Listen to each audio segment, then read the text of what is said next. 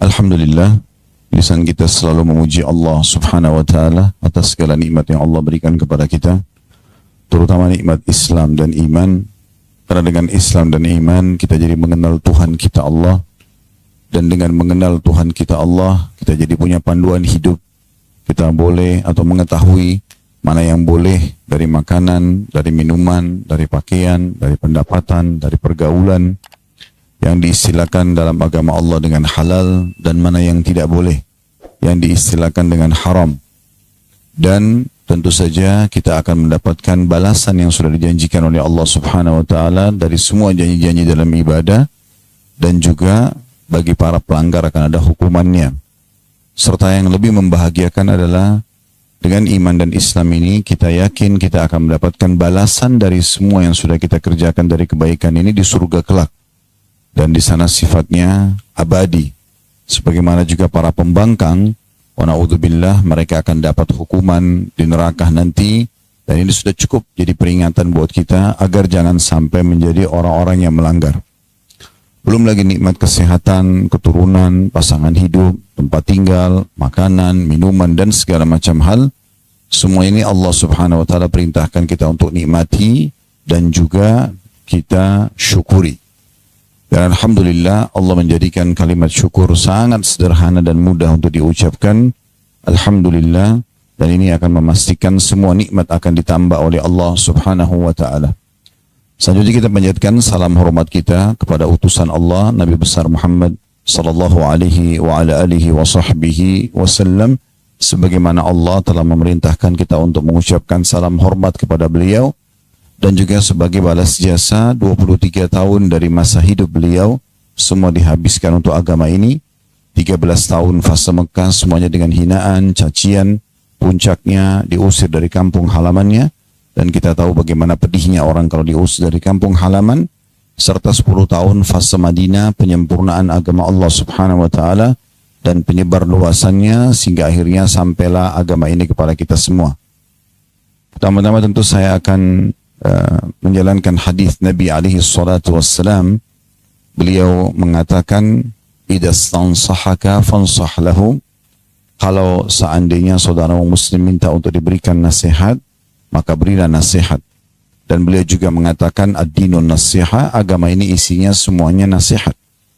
Saya duduk di sini bukan karena saya lebih pintar daripada Bapak Ibu sekalian, tapi karena adanya korelasi dan kerjasama yang baik antara tim kami dengan sahibul bait atau pemilik rumah. Semoga Allah Subhanahu wa taala catat ini sebagai amal yang penuh dengan keikhlasan dan menjadi tambal amal saleh sehingga terjalinlah pengajian atau terjadilah kejadian pengajian ini, dan insyaallah mudah-mudahan menjadi ilmu yang bermanfaat. Dan juga saya mengajak di awal-awal pengajian kita, ikhlaskan niat Bapak Ibu sekalian.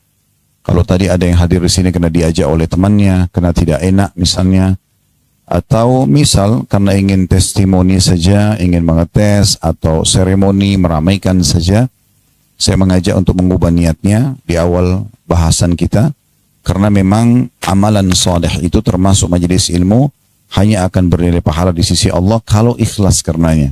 Sebagaimana kata Nabi Muhammad SAW dalam hadis yang sahih, Inna Allah la yakbalu amalan illa ma kana khalisan liwajhi. Allah tidak akan pernah menerima amalan kecuali yang ikhlas karenanya. Jadi memang kita harus ikhlas. Ikhlas artinya murni hanya karena Allah. Tidak ada hubungannya dengan manusia. Walaupun kita sendiri, kita tetap akan mengerjakan ibadah itu. Walaupun kita tidak dipuji oleh manusia, kita tetap akan fokus dan konsentrasi. Nah, itu yang dikenal dengan keikhlasan. Kalau ditanya pada setiap orang di antara kita dari judul ini, apakah kita ingin hidup berkah? Tentu orang-orang yang faham makna berkah akan mengatakan iya. Makna berkah artinya tercukupi. Ya, jadi kalau makanan itu dianggap berkah, pendapatan itu dianggap berkah, rumah tangga itu berkah, keturunan itu berkah, persahabatan berkah, berarti mencukupi. Ya. Kemudian dikatakan selain tuntunan hidup berkah, juga panjang umur. Itu tidak ada orang yang tidak ingin panjang umurnya. Kalau ditawarkan apakah Anda ingin meninggal sekarang atau dipanjangkan umur, kita akan katakan ingin panjang umur. Kalau orang-orang beriman, panjang umurnya tujuannya agar memperbanyak amal saleh, ya. dan memohon ampun dari kesalahan-kesalahan sehingga nanti dia bisa mendapatkan maksimal pahala pada hari kiamat dan selamat dari siksa Allah. Kalau orang-orang kafir mungkin mereka ingin menambah dosa-dosa mereka, ya. Tapi kita sekarang bicara seorang muslim, karena kita sedang membedah buku berhubungan dengan bahasan seorang muslim. Dan buku ini ditulis oleh Amir bin Muhammad Al-Mudhari. Saya selalu sarankan kalau Bapak Ibu beli buku, ya, tentu saja kita fokus melihat apa yang ingin disampaikan oleh penerbit dan penulis. Di sini kalau kita lihat ada maksud dan tujuan yang disampaikan oleh penerbit, bisa dilihat di halaman 6 dan halaman 7. Ya. Karena di awal-awal itu adalah pembukaan. Ya. Ini pun sebenarnya masih masuk dalam muqaddimah buku ya. Tapi beberapa lembar sebelumnya itu adalah pengantar penerbit dari halaman 3. Isinya itu memuji Allah Subhanahu wa ta'ala. Tapi pesan yang penerbit ingin sampaikan, buku ini diterbitkan dan disebarluaskan di tengah-tengah masyarakat kita, inilah yang ingin dijadikan sebagai sebuah target. Saya bacakan di halaman 6 biar jelas buat kita dulu. Betapa banyak manusia menghabiskan waktu mereka yang sangat berharga itu dengan kegiatan yang sama sekali tidak bernilai, jauh dari kata berharga. Padahal jika seseorang menggunakannya dengan optimal, niscaya waktu yang dilaluinya akan menjadi wadah yang penuh berisi mutiara amal saleh yang memberatkan timbangan dan menggembirakan pemiliknya di akhirat kelak. Paragraf ini memberikan jawaban kepada kita dan Bapak Ibu sudah bisa ambil sebuah kesimpulan sederhana. Oh, ternyata buku ini sedang membahas bagaimana memaksimalkan umur yang Allah berikan. Waktu dan kesempatan ini semuanya berisi dengan hal-hal yang bermanfaat. Tidak ada yang sia-sia, apalagi dosa. Inilah yang sedang diinginkan oleh penerbit dan ini penting sekali untuk diketahui. Sehingga Bapak Ibu kalau beli buku jadi tahu, oh ternyata buku ini sebenarnya isinya seperti ini. Ya. Kemudian diangkatlah firman Allah Subhanahu wa taala surah Al-Asr oleh penerbit di situ. Sebagai orang beriman cukuplah dengan firman Allah Subhanahu wa taala yang telah bersumpah demi masa. Surah Al-Asr kita semua hafal dan ini nanti akan jadi fokusan bahasan kita. Saya bacakan Al-Asr ayat 1 sampai ayat 3. A'udzubillahi minasyaitonirrajim wal 'asr innal insana lafi khusr illa alladziina aamanu wa 'amilus shalihati wa tawashaw bil haqqi wa tawashaw bis sabr. Allah bersumpah di sini demi masa. Jadi bahasa Arabnya waktu itu asr, ya. Waktu. Tapi karena ada alif lam wal asr, berarti Allah ingin waktu tertentu, bukan semua waktu. Yang dimaksud adalah waktu kalian di dunia. Allah bersumpah, hati-hati, perhatikan baik-baik waktu dan umur yang aku berikan untuk kalian di dunia. Lalu ayat 2-nya Allah mengatakan innal insana lafi khusr. Inna ini dalam bahasa Arab dikenal dengan harfut ta'kid. Ya, untuk memastikan sesuatu kalau dalam bahasa Arab ada penekanan maka pakai inna, anna, ya, lakinna. Sini Allah mengatakan innal insana. Terjemahan bahasa Indonesianya sungguhnya. Dia pasti manusia itu banyak sekali mengalami kerugian-kerugian. Maksudnya selama di dunia. Kenapa? Karena mereka membuang-buang waktunya. Mereka tidak isi dengan hal-hal yang bermanfaat. Kalau seandainya Bapak Ibu sekalian di saat ini, di detik ini, kita mengunjungi sebuah kuburan, kemudian di situ ada satu kuburan terbuka, dan ada orang yang mati dari sekian banyak di kuburan itu dibangkitkan, kemudian diberikan opsi buat dia. Anda akan dihidupkan kembali, misalnya Allah mengatakan pada dia, Allah akan hidupkan dia kembali hanya setengah jam saja. Kemudian akan kembali masuk lagi di kuburan. Pertanyaan saya dan tolong Bapak Ibu jawab di hati masing-masing saja. Ya. Kira-kira apa yang akan dia lakukan? Apakah dia akan kembali untuk mengejar makanan favoritnya? Apakah dia akan meeting lagi miliaran rupiah? Apakah dia akan duduk nonton dan menghabiskan waktunya pada hal-hal yang hanya mengisi waktu saja di dunia, atau hal-hal yang tidak ada manfaatnya, sendaguro yang berlebihan misalnya. Saya yakin jawabannya kita tahu semua. Saya yakin kalau dia diberikan waktu hanya setengah jam, dia hanya melakukan salah satu dari dua perbuatan. Kalau dua-duanya bisa, tentu dia akan kejar. Yang pertama, dia akan kejar amal soleh yang paling bermanfaat yang dia bisa lakukan. Misalnya dia sholat 2 rakaat misalnya, atau 10 rakaat, atau 20 rakaat yang dia bisa kerjakan dari sholat mungkin yang Allah bolehkan buat dia, misalnya sholat wudu, sholat taubat, atau dia mungkin memperbanyak zikir kepada Allah, atau dia berbanyak istighfar kepada Allah. Ya.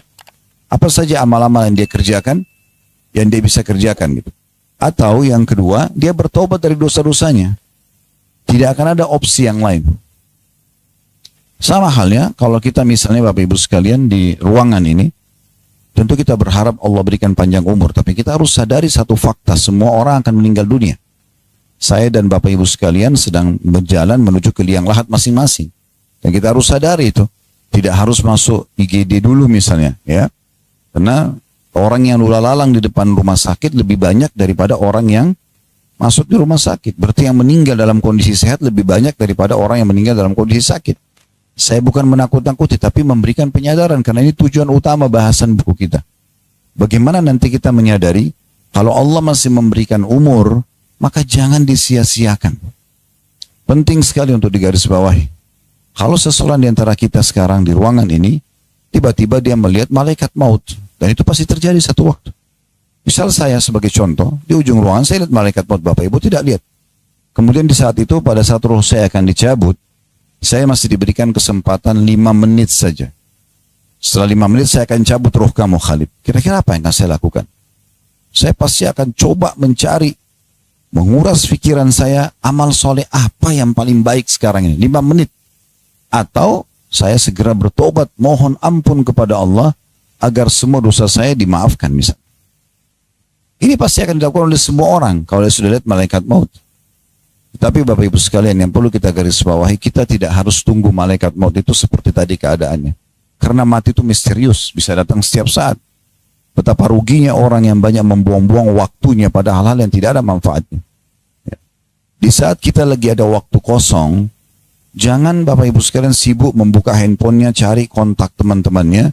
Kira-kira siapa yang punya masalah lalu mengatakan, curhat aja sama saya. Saya banyak waktu kok. Untuk apa mendengar permasalahan orang lain? Kita sendiri butuh amal soleh. Justru waktu luang itu kita gunakan untuk menambah amal soleh kita. Kita kalau meninggal Bapak Ibu sekalian butuh dengan 1 subhanallah. Kita butuh dengan 1 alhamdulillah. Kita butuh 1 la ilaha illallah. Kita butuh 1 dengan Allahu Akbar. Kita butuh 1 dengan astagfirullah. Kalau itu aja dikasih kesempatan untuk hidup lagi, kita akan lakukan. Kenapa disia-siakan? Lisan seorang muslim hanya keluar kalau bukan yang disyariatkan Allah subhanahu wa ta'ala, misalnya zikir, berdoa, membaca Quran, ya, memberikan nasihat misalnya, atau hal yang mubah, tegur sapa, ya, atau berbicara hal yang bermanfaat secara duniawi gitu kan. Ada manfaatnya, bukan hal yang kosong gitu. Apalagi masuk pada perbuatan dosa seperti gosipin orang, fitnah orang lain, yang hanya membuat akan ada konsekuensi hukum yang datang kepada dia. Jadi harus difahami baik-baik. Makanya Allah mengatakan banyak sekali manusia di muka bumi ini, selama di dunia mereka dikasih umur, mereka sia-siakan, rugi. Mereka akan menyesal nanti. Di hari kiamat nanti Bapak Ibu sekalian, ada 3 golongan yang akan menyesal nanti. Yang pertama itu adalah para pelaku dosa, para orang kafir, meninggal dalam keadaan kufur. Sebagai orang kafir, orang munafik, orang musyrik yang menyekutukan Allah, ini mereka menyesalnya luar biasa karena nggak bisa selamat lagi. Kalau dalam teori agama kita, ya, konsep wahyu penyampaiannya adalah mereka akan kekal dalam api neraka. Sebagaimana keadaan Abu Lahab, Abu Jahal, Fir'aun, Namrud, dan orang-orang yang tidak asing, kalau yang mempelajari agama Islam akan mendengar nama-nama itu. Ya. Ada orang yang kedua, yaitu orang yang banyak buat dosa tapi tidak taubat. Dari bangun tidur sampai tidur lagi dosa terus. Dari dosa ke dosa yang lain. Contoh misalnya dari gosip ke gosip yang lain. Semua kondisi orang lain dicari tahu, dan dia sangat bangga kalau mendapatkan informasi tentang kekurangan seseorang. Padahal itu tidak boleh dalam Islam. Ya. Makanya kata Nabi SAW, min husni islamil mar tarku ma la ya'ni. Termasuk ya kesempurnaan Islam seseorang, dia meninggalkan apa yang tidak bermanfaat buat dia. Kita selalu mau tanya, kalau mau ucapin sesuatu, mau lihat sesuatu, mau dengar sesuatu, mau jamah sesuatu, mau langkah kaki ke tempat, maka harus kita pikirkan, ini bermanfaat atau tidak buat saya. Ini nanti akan bermasalah enggak dihisab Allah Subhanahu wa taala pada hari kiamat. Kalau kita tidak pikirkan itu, Bapak Ibu sekalian, kita main ucapin apa saja, kita main lihat apa saja, kita main dengar apa saja, jamah apa saja, melangkah kaki ke tempat apa saja, mau haram, mau halal, tidak penting buat kita, maka pastikan kalau itu baik, maka akan dapat balasannya. Tapi kalau itu buruk, ada konsekuensi hukuman. Ya. Jadi tidak boleh kita lalai dalam masalah ini. Setiap orang akan bertanggung jawab dengan dirinya sendiri. Lalu Allah mengatakan, setelah Allah mengatakan, demi masa waktu kalian di dunia, banyak manusia dalam kondisi rugi. Illa alladhina amanu wa amilus shalihat. Kecuali yang tidak rugi itu adalah orang yang sibuk dengan keimanannya dan amal salehnya. Dari amal saleh ke amal saleh yang lain. Dari zikir ke doa, dari doa ke baca Quran, dari baca Quran ke majelis ilmu. Dari kalaupun harus yang duniawi mubah, nanya kabar orang, nanya tentang prestasinya, oke. Tapi nggak ada celah untuk masuk ke pintu-pintu dosa yang nanti akan ada konsekuensi hukum.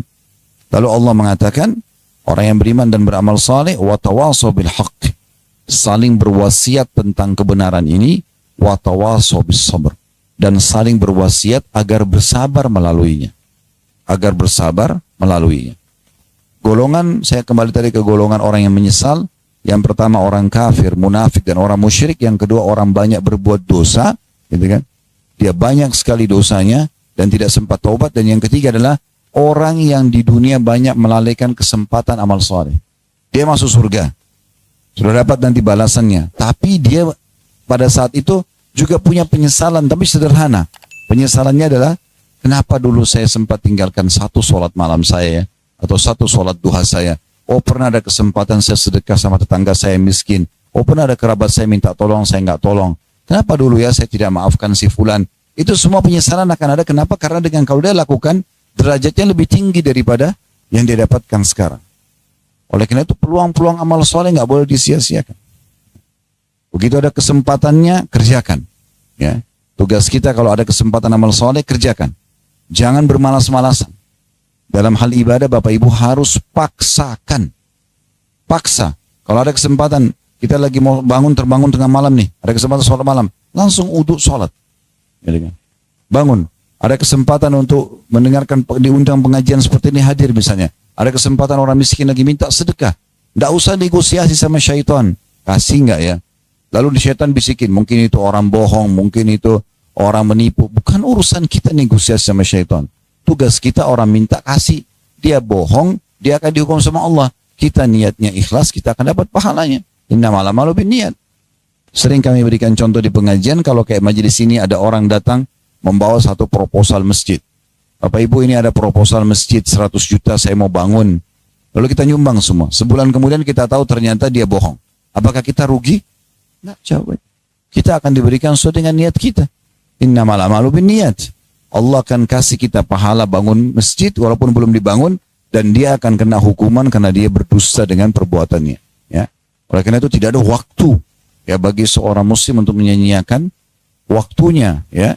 Apalagi orang kalau sudah lewat dari masa balik yang cukup jauh. Ya, saya yakin mungkin di sini, terutama Bapak Ibu yang hadir mungkin sudah ada yang sepuh, itu sudah luar biasa. Allah banyak kasih kesempatan umur, jangan lagi disia-siakan. Ada satu kisah unik dari Hasan Basri rahimahullah. Beliau pernah kedatangan seorang yang sudah 60 tahun. Lalu dia berkata, orang itu mengatakan, ditanya sama Hasan Basri, umur Anda berapa? Dia bilang, umur saya 60 tahun. Kata Hasan Basri, kalau begitu sudah 60 tahun Anda menuju ke Tuhan Anda, dan sebentar lagi Anda akan sampai. Orang itu kaget. Lalu dia mengatakan, inna lillahi wa inna ilaihi raji'un. Kami milik Allah, kami akan kembali kepada Allah. Di Indonesia sedikit saya perbaikin. Keyakinan kita ucapin ini kalau ada kematian saja ya. Padahal dalam Islam kita ucapkan ini setiap kita merasa ada musibah atau ujian. Ya. Sampai para salafus soleh, orang-orang soleh sebelum kita itu kalau jalan kakinya kesentuh batu. Inna lillahi wa inna rajiun. Mau keluar rumah, tiba-tiba cuaca berubah dan dia tidak bisa keluar. Innalillahi wa inna rajiun. Mau keluar pakaiannya belum siap. Misalnya innalillahi wa inna rajiun, itu memang dibaca begitu, ya. Ini bukan cuma orang mati saja. Setiap ada ujian kita ucapkan itu. Maka pada saat dia bilang begitu, kata Hasan Basri, apa kau tahu makna kalimat yang kau ucapkan? Dia bilang tidak. Kata Hasan Basri, maknanya kamu milik Allah dan kamu akan kembali. Artinya orang yang tahu dia akan kembali kepada Tuhannya, dia akan tahu. Dia harus tahu kalau dia akan dihisab. Akan Allah perlihatkan amal baik dan amal buruknya. Maka orang itu mengatakan, kalau begitu apa yang harus saya lakukan? Kata Hasan Basri, ini nasihat beliau ya, perbaikin sisa umurmu ke depan, ya, maka Allah akan memaafkan kesalahanmu yang lalu dan memberikan balasan atas kebaikanmu yang akan datang.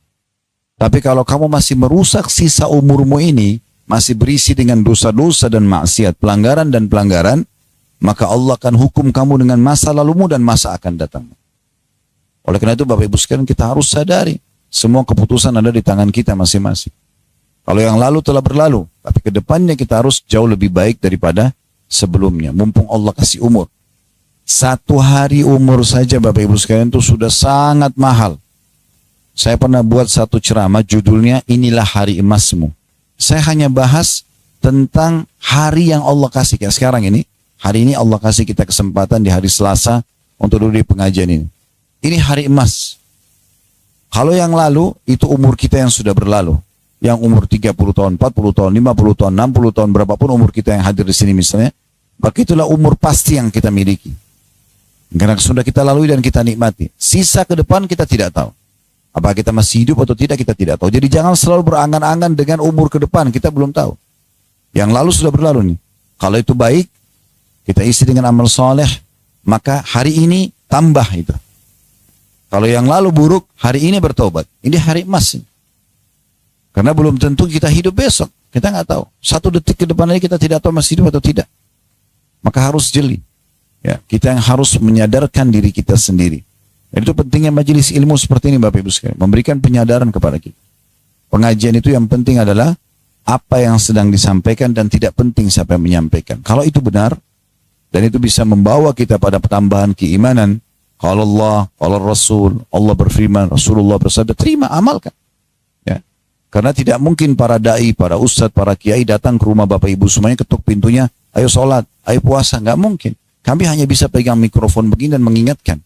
Maka orang yang cerdas mendengar, masuk merenungi dengan pikirannya, masukkan dalam hatinya, aplikasikan dalam kehidupan sehari-hari.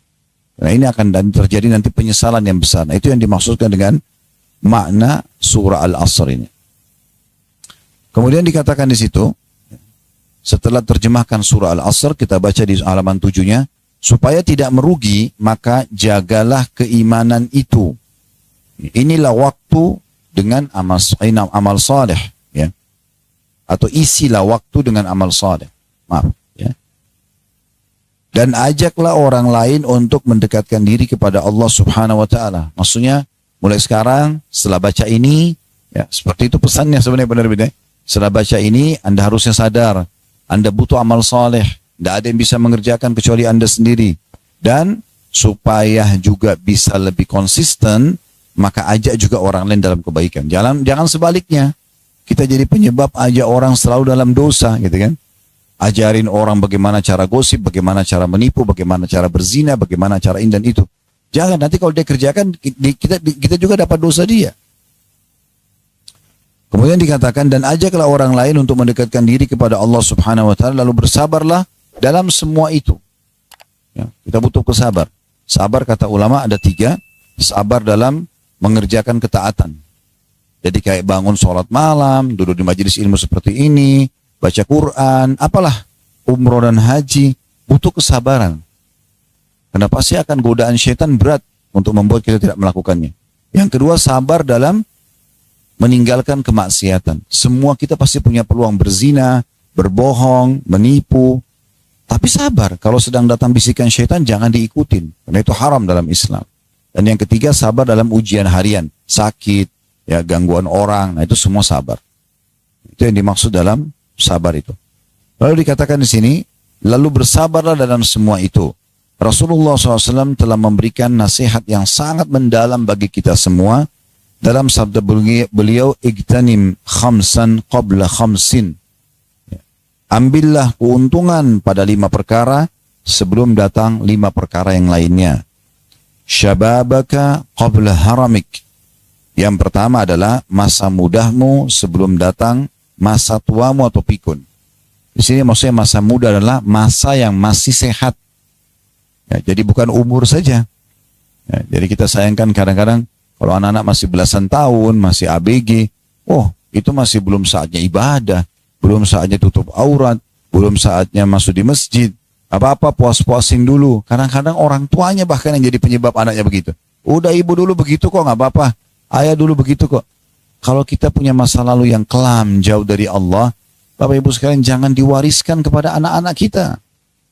Wariskan sesuatu yang baik. Kalau kita sekarang umur 30 tahun, 40 tahun, 50 tahun, baru kenal Al-Quran, maka anak kita harus di bawah 10 tahun sudah hafal Quran kalau perlu. Tutupi kesalahan kita di situ. Jangan malah wariskan.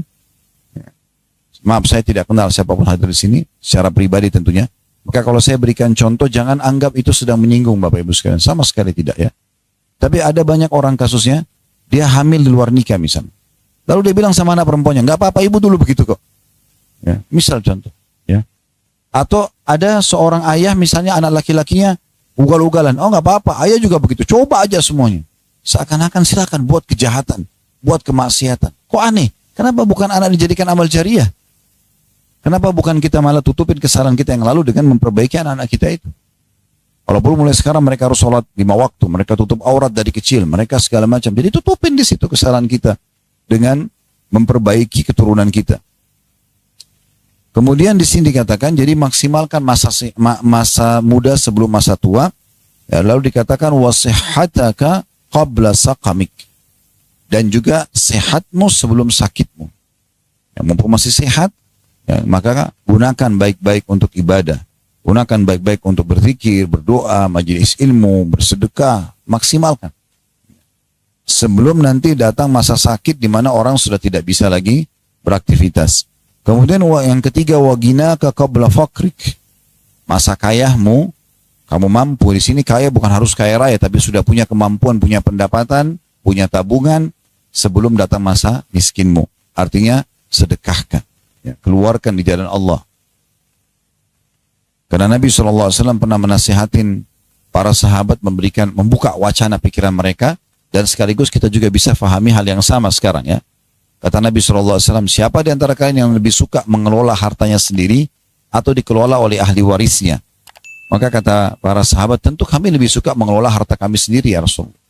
Kata Nabi SAW, sesungguhnya harta yang kamu sedekahkan di masa hidupmu, itulah yang kamu kelola sendiri. Karena akan kau terima nanti di timbangan amal hari kiamat. Dan yang kamu tabung terus, tidak disedekahkan, itu yang kamu biarkan ahli warismu mengelolanya. Belum tentu mereka bangun masjid, belum tentu mereka buat amal buat kita. Sekarang manusia banyak tidak paham masalah ini. Mereka sibuk nabung, padahal mereka bisa meninggal setiap saat. Kalau meninggal berarti tidak bisa lagi diapa-apakan harta itu. Sudah milik orang lain. Gitu kan? Pernah terjadi di Saudi, Bapak Ibu sekalian, kisah nyata. Ini pernah saya sampaikan juga di pengajian yang lain. Ada satu orang kaya raya di Saudi, ini kisah nyata. Hartanya sangat banyak. Seingat saya, ya kalau saya pernah hitung-hitung waktu disebutin dalam real, itu mungkin sekitar 600 miliar sekian uang yang ditinggalkan. Cuma orang ini kena sibuk kerja terus gitu, maka dia pun akhirnya meninggal dunia. Belum sempat menikah. Jadi tidak punya pasangan hidup, tidak punya anak. Kerabatnya mayoritasnya kerabat jauh. Yang orang tuanya sudah meninggal, pamannya sudah tidak ada. Maka pada saat dia meninggal, pemerintah Saudi mengambil alih harta yang cukup banyak itu, lalu mencari tahu, memberikan kepada pengadilan agama di sana, mencari tahu siapa kerabatnya jadi ahli warisnya. Ditemukan ada sepupu dia yang cukup jauh, ada 3 orang. Dipanggillah 3 orang ini ke pengadilan. Setelah hadir di pengadilan, lalu kata hakimnya, apakah kalian tahu kenapa kami panggil? Mereka bilang, kami tidak tahu. Kami juga tidak merasa punya kesalahan kenapa harus dipanggil di pengadilan. Maka kata hakimnya, apakah kalian kenal si Fulan? Fulan ini maksudnya orang kaya yang meninggal itu. Mereka bilang, iya kami kenal. Tapi kami tidak terlalu dekat dengan dia. Karena orangnya selalu ya menjauh dari keluarga. Eksklusif gitu ya. Maka kata hakimnya, dia baru meninggal dunia. Kerabatnya pun tidak tahu kalau dia meninggal gitu. Dia baru meninggal dunia. Dan meninggalkan harta yang cukup banyak. Kami tidak menemukan ahli waris kecuali kalian bertiga. Dibagilah harta tersebut. Orang-orang yang tadinya ini miskin, tiba-tiba menjadi kaya luar biasa. Karena satu orang bisa mewarisi 200 miliar. Ya. Maka pada saat itu dibagi, setelah tanda tangan, semuanya akan cair dananya. Sebelum keluar dari pengadilan, kata hakimnya begini, ini kejadian nyata. Dia bilang, saya ingin memberikan kalian saran. Kalian kan mendapatkan harta yang melimpah ini, tidak melalui kerja. Bukan kalian kerja, yang kerja si mayit. Bagaimana kalau kalian masing-masing mengeluarkan uang, ini dalam rupiahnya 1 miliar satu orang. Dari 200 miliar ya, ini keluarkan 1 miliar, ini 1 miliar, jadi 3 miliar. Terus bangunkan masjid untuk pemilik uang. Berarti mereka masih punya 199 miliar kalau dia keluar 1 miliar itu. Apa yang terjadi Bapak Ibu sekalian? Tiga-tiganya nolak ahli warisnya. Yang pertama bilang begini, wahai hakim, saya sudah lama hidup susah. Sekarang saya jadi kaya begini, saya mau nikmati. Seakan-akan dia tidak mau keluarin 1 miliar, tidak mau dikeluarin. Padahal ini uangnya si mayit. Kemudian yang kedua mengatakan, saya punya utang banyak, saya ingin lunasi. Ya sebanyak apapun utangnya tidak akan sebanyak itu. Tapi memang dia tidak mau memberi. Nah yang ketiga mengatakan, hakim begini saja. Orang pemilik harta ini memang betul kerabat kami. Mereka juga kami jadi warisan, mendapatkan warisan dari hartanya. Tapi pertanyaan sederhana, kenapa dia semasa hidupnya tidak keluarkan buat dirinya? Kenapa kami harus keluarkan sekarang? Sebenarnya ini perkataan salah ya. Tapi ada juga benarnya di sisi yang lain. Kenapa orang ini semasa hidup tidak bersedekah? Kenapa dia tunggu nanti dia mati orang lain sedekahin? Kalau orang kerjakan, kalau enggak, ini kisah nyata ini. Begitulah orang kalau terus-menerus sibuk menabung dan tidak pikirkan masalah akhiratnya. Para salafus saleh, Bapak Ibu sekalian, itu selalu sibuk setiap hari bersedekah hartanya. Karena dia tahu dengan penuh keyakinan. Ini dalam teori agama kita ya. Dalam hukum agama kita, uang yang Bapak Ibu keluarkan, harta yang disedekahkan, itu akan dibawa nilainya ketimbangan amal nanti. Bahkan dilipat gandakan minimal 10 kali lipat. Misal kita sedekah 1 juta rupiah ke satu orang miskin, kita lunasi utangnya, penuhi kebutuhannya, biayai anaknya sekolah, pembangunan masjid atau apa sajalah, anak yatim, perbaikan jalan misal, maka 1 juta itu akan mungkin kelihatannya habis tuh. Misalnya dipakai makan oleh orang miskin itu, atau dibayar utang dan segala macam. Tapi nilai 1 juta tidak hilang buat kita. Akan diterima nanti di timbangan amal hari kiamat, bahkan dilipat gandakan minimal 10 kali lipat. Karena Allah subhanahu wa ta'ala berfirman dalam Al-Quran, man ja'a bil hasanati falahu asyru amsalihha. Siapa yang melakukan satu kebaikan akan diberikan kepadanya 10 kali lipat dari balasannya. Orang yang cerdas seperti itu. Makanya kata Nabi SAW, cepat raih itu masa kayamu sebelum masa miskin. Ya. Kemudian juga yang keempat dikatakan, wa faragaka qabla syughlik. Waktu lowongmu sebelum kamu tersibukkan. Jadi ada waktu lowong di rumah banyak, itu justru pakai maksimal. Berzikir aja paling tidak. Ucapkan zikir, istighfar. Baca subhanallah, alhamdulillah, wa la ilaha illallah, Allah akbar. Baca la hawla wa la quwata illa billah. Baca ayat Al-Quran. Berapa lembar yang bisa kita dapatkan. Gitu kan? Atau kita mungkin keluar rumah, silaturahim keluarga. Bantu orang susah. Ya. Majelis ilmu yang kita hadiri, semua yang bermanfaat. Dari hal bermanfaat yang lain. Gitu.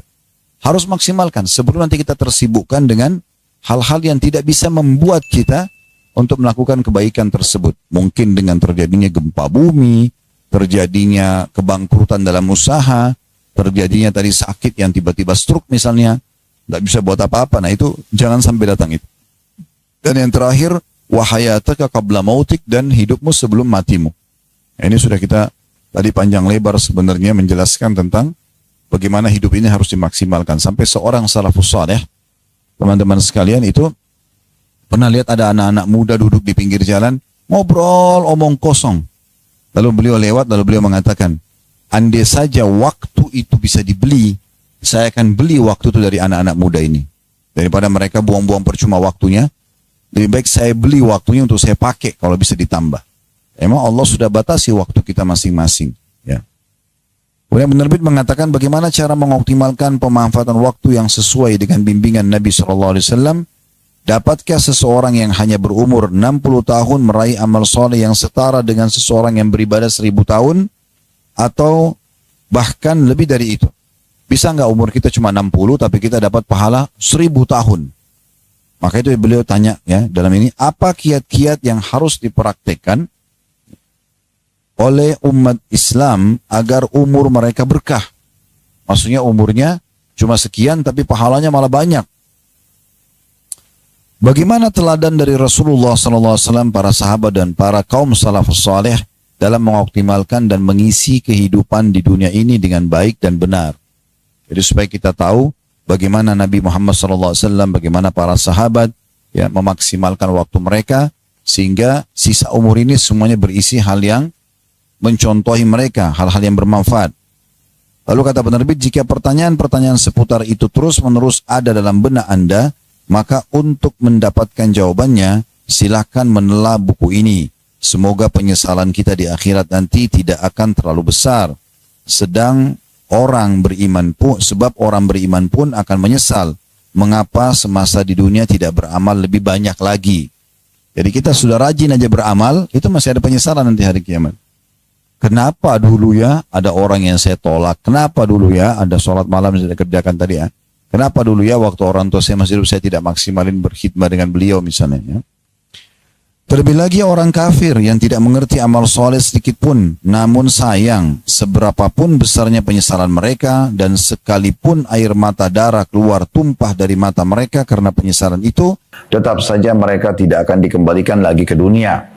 Ya, di sini dikatakan dalam bahasa Inggris, tapi the game is over, maksudnya permainan sudah berakhir, takdir sudah terukir, dan masa penangguhan telah berlalu.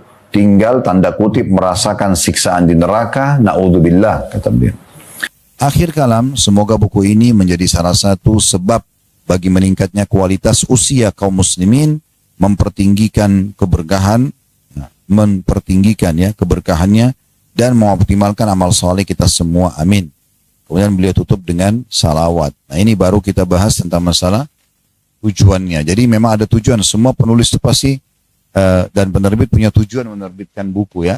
Karena kita bedah buku jadi saya seperti ini. Kemudian juga yang perlu diperhatikan dalam masalah buku ini atau dalam setiap beli buku, lihat daftar isi. Nah, daftar isi itu ada datang di halaman 10 di situ ya. Tentang masalah apa saja isi buku ini. Nanti dari sini Bapak Ibu bisa tahu, oh ternyata isi buku ini nih yang dibahas. Nah gitu. Gak apa-apa baca buku itu tidak berurut dari bab pertama, gak masalah. Yang penting kita mulai baca. Karena banyak orang beli buku, cuma suka judulnya, beli dipajang di rumah, nggak pernah dibaca. Apalagi kalau sampai mau mengkhatam, menghabiskan, itu jarang sekali. Nah ini salah satu sebab kenapa kami sering menggunakan metode pembedahan buku. Jadi supaya Bapak Ibu ya terbiasa untuk sering membaca buku. Karena persentase masyarakat kita membaca buku ini masih sangat kecil. Sangat kecil ya. Kita mungkin lebih suka melihat, mendengar daripada membaca. Padahal sebenarnya membaca itu penting sekali, menambah wawasan kita. Dan kalau makin banyak ilmu kita, kita juga makin ya berhati-hati dalam melangkah, teliti, jeli, ya, sehingga semuanya hal-hal yang bermanfaat saja. Dalam mukaddimah buku, penulis juga di sini mengangkat tentang masalah surah Al-Asr tadi, tidak kita ulangi lagi, ya. Dan insya Allah kita akan masuk ke bahasan kita sekarang di bab atau bahasan yang pertama, mengapa Allah Azza wa Jalla bersumpah dengan masa. Dan kita akan fokus bahas ini saja. Insya Allah sisanya kita akan lanjutkan nanti di pertemuan kita yang kedua. Jadi buku kecil ini itu membutuhkan beberapa kali pertemuan untuk menyelesaikannya ya. Dan 30 atau 31 poin itu belum dibahas. Nanti akan ada di bab setelahnya ya. Poin demi poin akan kita bahas untuk mendapatkan keberkahan dan panjang umur ala Nabi SAW. Baik, sekarang kita akan fokus membahas subjudul khusus mengapa Allah Subhanahu wa Ta'ala bersumpah demi masa atau demi waktu tadi di dunia. Sudah saya berikan kronologisnya tadi, kita perkuat bahasan kita dengan apa yang ditulis oleh penulis, bisa dilihat di halaman 15 ya. Kata penulis, Rabb kita bersumpah dengan waktu-waktu ini agar kita mengetahui nilainya dan agar kita memeliharanya, serta kita tidak mempergunakan waktu itu kecuali untuk kebaikan. Saya ingin tanya dulu Bapak Ibu sekalian, pernah nggak Bapak Ibu duduk, ya, maaf mayoritas ibu-ibu di sini, pernah nggak ibu-ibu ya secara khusus di sini berpikir merenungi kenapa saya ada di muka bumi ini? Kenapa saya ada di sini? Kenapa pada saat saya lahir, ya, kemudian semua ini sudah ada? udara, pergantian siang dan malam. Kita sudah punya status orang tua, ini ibu, ini ayah saya. Lalu kemudian kita diurus oleh ibu kita dari kecil, ya, diganti popoknya, maaf, dimandikan segala macam. Ayah kita banting tulang cari rezeki untuk menyekolahkan kita, memberikan nafkah, pakaian, makanan, tempat tinggal, mainan dan segala macam.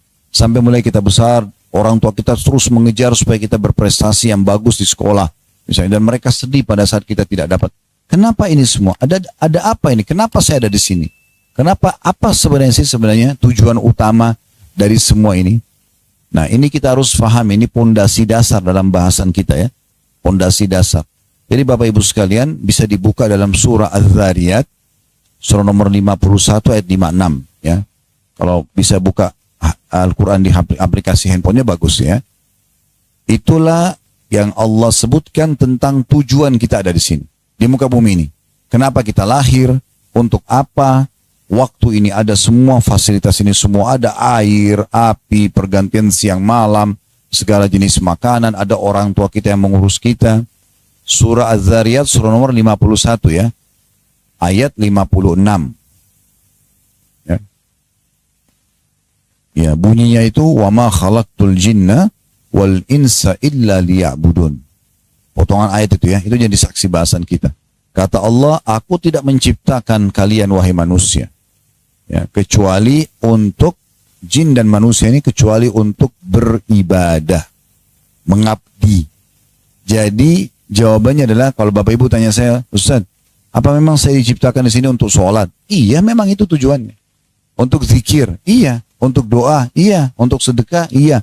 Bakti orang tua, iya. Semua kebaikan yang Allah perintahkan, memang itu tujuan kita diciptakan. Dan kita dilarang untuk melakukan pelanggaran-pelanggaran. Bohong, menipu, membunuh, menggunjing, memfitnah, memukul, apalah semua ya. Itu nggak boleh. Memang itu tujuannya. Jangan Bapak Ibu keluar dari tujuan utama itu. Itu relnya itu. Kita memang diciptakan di sini, ini lahir di sini untuk itu. Memang untuk sholat, untuk tutup aurat, untuk belajar begini, majelis ilmu, untuk zikir, semua memang itu tujuannya. Jangan isi dengan selain tujuan itu. Kalau yang lain duduk ngobrol sama teman, janjian di sana sini, itu hanya sampingan. Jangan ini yang menjadi tujuan utama. Banyak orang ngobrol, lupa sholat. Dia lupakan tujuan utama dia hidup itu.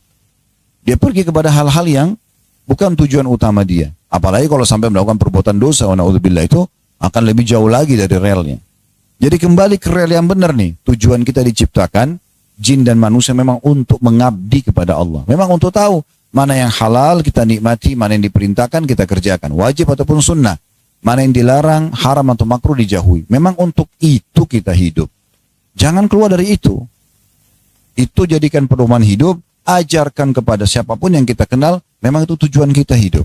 Sehingga kita tujuannya tercapai tujuan itu dengan mengenal Allah, mempelajari agama, kita terapkan dalam kehidupan kita.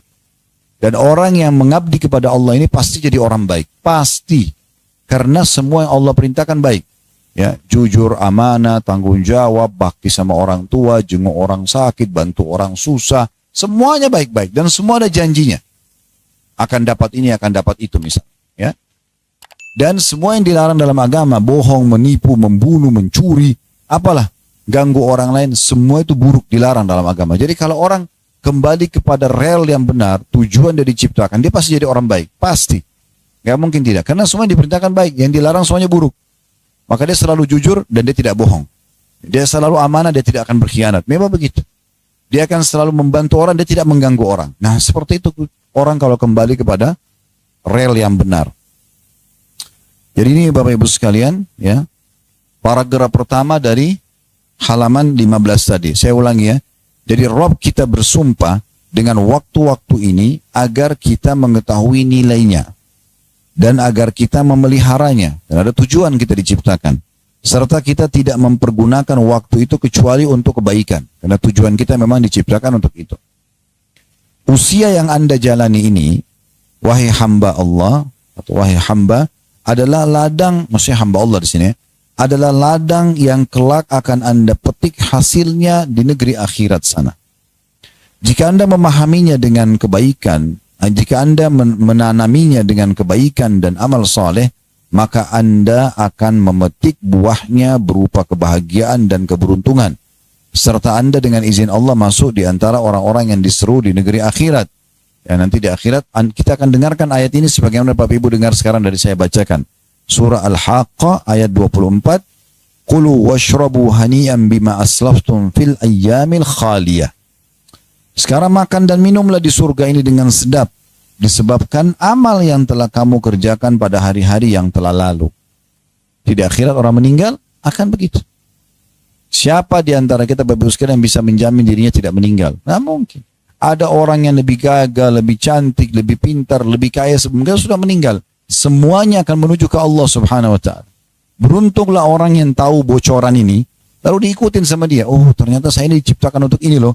Lalu kemudian dia sibuk dengan amal saleh dan dia hati-hati sekali supaya di akhirat dia bisa selamat. Itu beruntung sekali orang seperti itu. Luar biasa. Kalau Bapak Ibu bisa renungin apa yang saya bahasakan dan dicerna dengan pikiran dan dirundung dengan hati lalu diaplikasikan ini, ibu dan bapak akan dapat keberuntungan. Dunia akhirat, dunia akan bahagia punya panduan hidup dan juga di akhirat akan selamat. Rugi sekali orang kalau tidak paham masalah ini. Di dunia ini cukup banyak miniatur yang kita bisa pahami tentang masalah akhirat. Semua kenikmatan, Bapak Ibu pernah makan makanan enak, pernah minum yang enak, pernah tidur yang nyaman, pernah pakai baju yang bagus, pernah gembira, itu semua miniaturnya surga. Itu cuma kecil dibandingkan akhirat nanti sana. Makanya kata Nabi SAW, perbedaan dunia sama akhirat dari sisi nikmat, ya, seperti jari telunjuk yang dicelupkan di lautan lalu diangkat. Lihatlah berapa banyak air di jari telunjuk itu. Tidak ada bekasnya. Ditiup angin pun jadi kering kembali jari telunjuk kita. Lautan yang luas itu seperti negeri akhirat. Begitu juga dengan hukuman-hukuman. Kita pernah keseleo sakit, kita pernah diganggu orang, kita pernah jatuh, kita pernah apa saja yang Bapak Ibu pernah rasa tidak suka, itu miniaturnya siksaan neraka. Dan di sana akan lebih berat daripada itu semuanya. Oleh karena itu hati-hati, harus jeli dan sadar, jangan terus lalai. Nah itu yang dimaksudkan di sini. Jadi apa yang kita isi umur kita sekarang di dunia, itu akan kita petik hasilnya di akhirat. Cuma memang ada satu bonus Bapak Ibu sekalian yang saya harapkan kita semua jangan sia-siakan. Kalau saya melihat ini kartu VIP dari Allah. Taubat dan istighfar. Kalau masa lalu kita itu pernah berisi dengan dosa-dosa, sekarang mumpung hidup, istighfar dan taubat. Ya Allah maafkan semuanya. Bersihkan semua dosaku. Ganti dengan pahala. Mudahkan aku panjang umur di atas ketaatanmu. Segera sebelum menyesal. Itu tiket VIP luar biasa. Bayangkan Bapak Ibu sekalian kalau Allah tidak buka pintu taubat. Nggak ada taubat, nggak ada maaf bagi orang berlaku dosa. Maka tetap akan dibarter, ditimbang nanti amal buruk, amal baiknya. Itu bahaya sekali. Karena kan kita tidak pernah tahu kadar amal itu berapa. Kadar dosa itu berapa. Bisa saja dengan berbeda sedikit saja, dengan amal buruk lebih banyak kita masuk neraka dulu. Wa na'udzubillah. Tapi Allah masih kasih kita dengan satu bonus. Ya.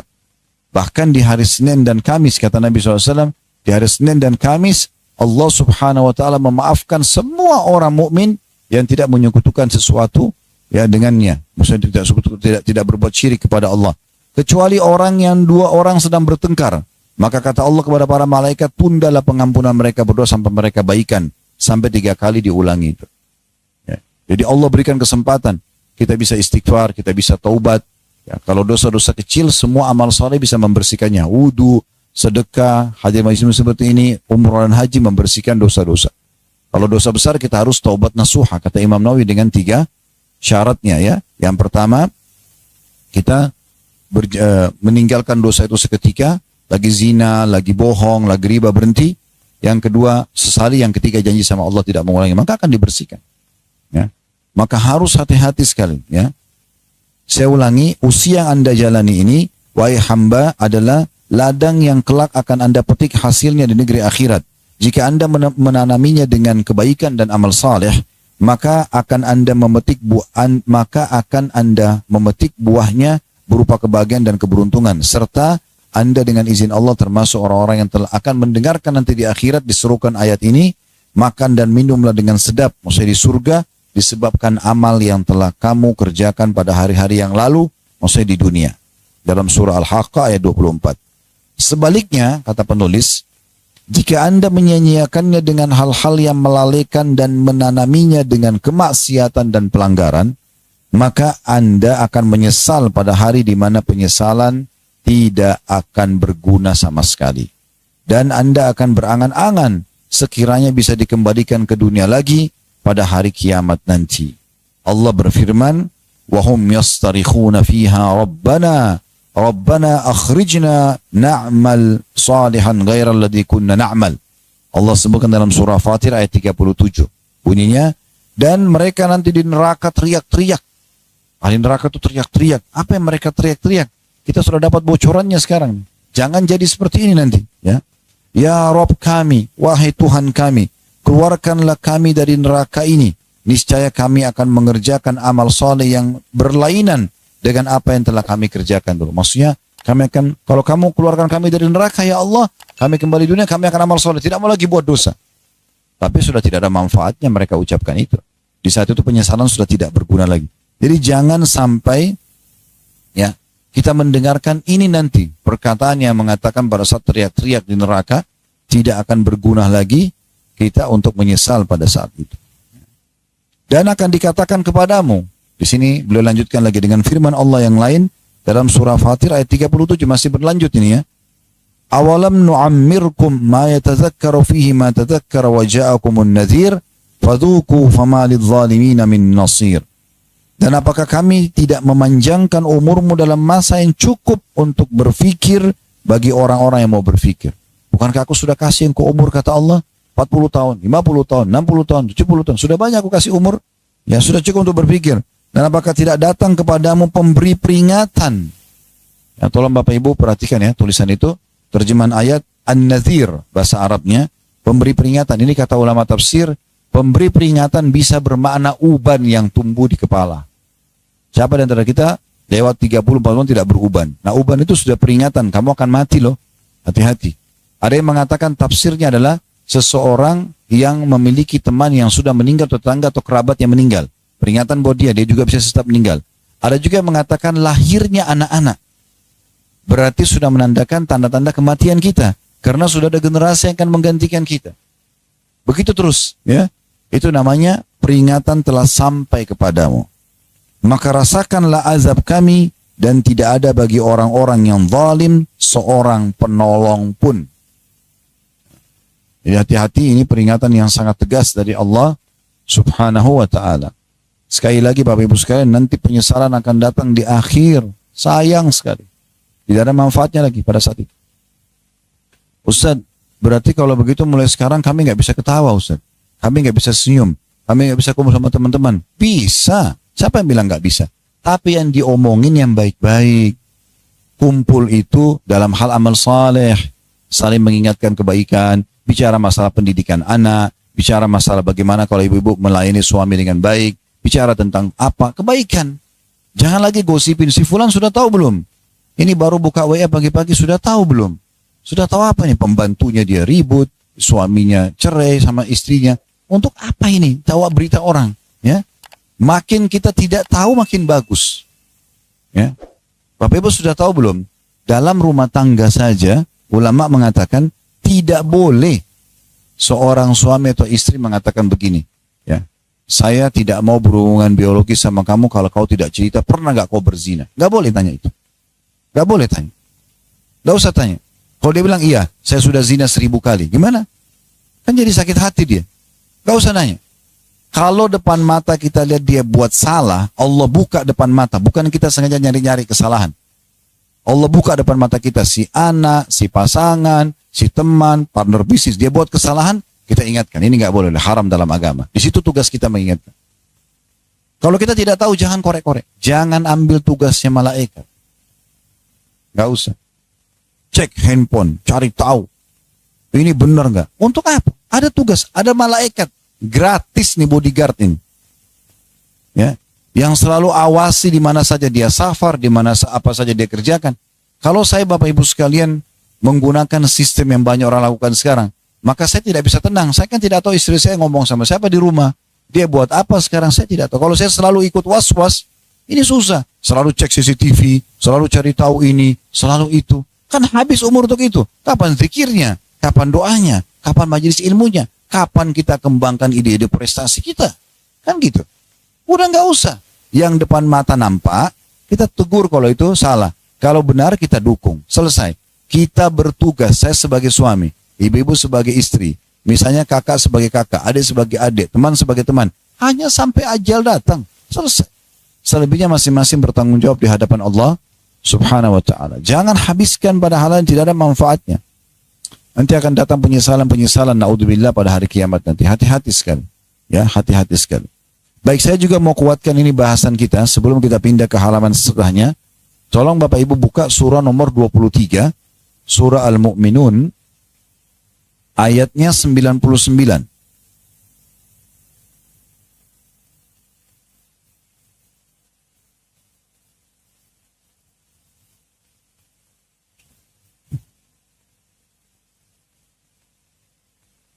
Ya, ayat 99. Saya juga lagi buka.